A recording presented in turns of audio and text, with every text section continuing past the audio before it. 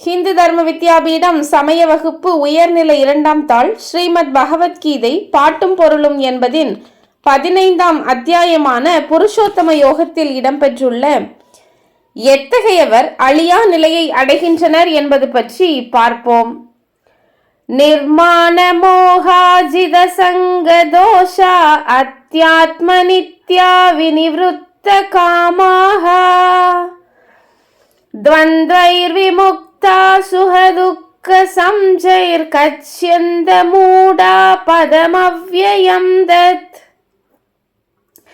निर्माण मोहाजित संग दोषा अध्यात्म नित्या विनिवृत्त कामाः द्वन्द्वैर् विमुक्ता सुखदुःख संजैर् कच्यन्त मूढा पदमव्ययं दत् செருக்கும் மதிமயக்கமும் இல்லாதவரும் பற்றென்னும் குற்றத்தை வென்றவரும் ஆத்ம நிஷ்டையில் இருப்பவரும் ஆசைகள் அறவே ஒழித்தவரும் இன்ப துன்பம் என்ற இருமைகளினின்று விடுபட்டவரும் அறியாமை அற்றவரும் அந்த அழியா நிலையை அடைகின்றனர்.